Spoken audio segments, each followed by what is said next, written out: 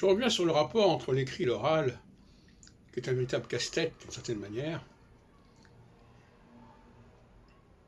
Est-ce que c'est l'écrit qui doit nous dire comment les choses doivent se prononcer en français, par exemple?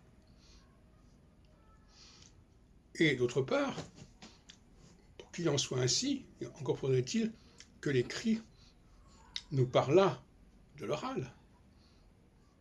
Or, quand je vois un texte écrit, il ne nous dit pas comment il doit être prononcé. De toute façon, ce n'est pas indiqué. C'est une information qu'on rajoute. Un enseignant va vous dire, voilà, ça doit se prononcer de telle manière. Mais ce n'est pas l'écrit lui-même qui le dit. D'autre part, nous savons bien qu'en français, la prononciation des mots s'éloigne de toute manière de toute forme de codification écrite. Et elle laisse une grande liberté au locuteur. Ce qui est avant tout un avantage et un inconvénient.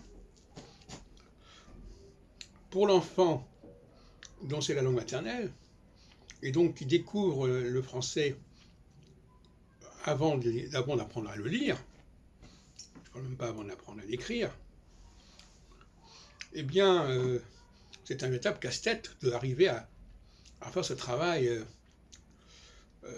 pré-verbal, comme on dit, souvent, je ne sais pas ce que ça veut dire. En tout cas, arriver à distinguer les mots quand on s'ingénie par ailleurs à en gommer les aspérités et en gommer les frontières.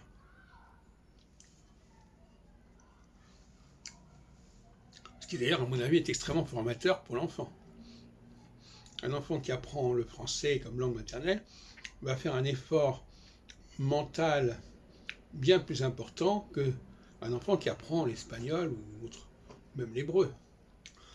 Parce que ce sont des langues qui, au niveau oral, séparent bien les mots entre eux. Ce qui n'est pas le cas du français.